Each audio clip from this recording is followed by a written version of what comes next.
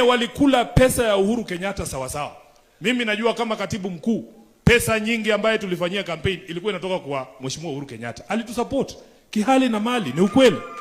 Lakini sasa si saa hii kuna mshenzi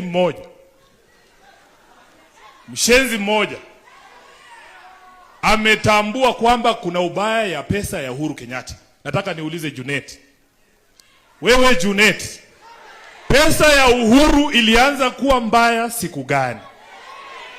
Siku ile ulikuwa unachukua hiyo pesa na hata yote hukuleta kwa chama. Ingine ulikula peke yako na mabibi yako. Siku ile tutaanza audit ya uchaguzi wa mwaka 2022. Ni vizuri umeanzisha hiyo debate, kila mtu aseme ile kazi alifanya 2022.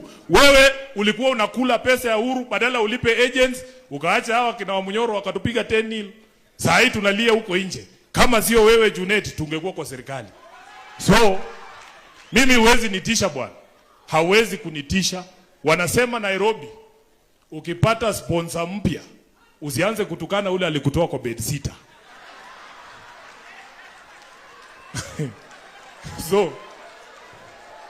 So mimi nataka nikamilie hapo. Niwaambie Mheshimiwa Gachagua, hakuna mtu ambaye ana uwezo ya kunifukuza ndani ya chama cha ODM.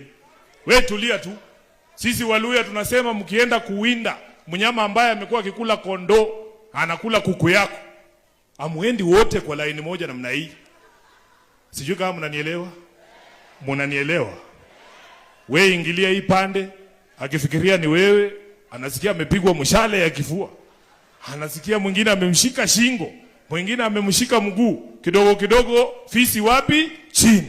Kwa hivyo mimi nataka mkae ngangari. Sisi ndani ya ODM tunaamini kile kitu baba alituambia.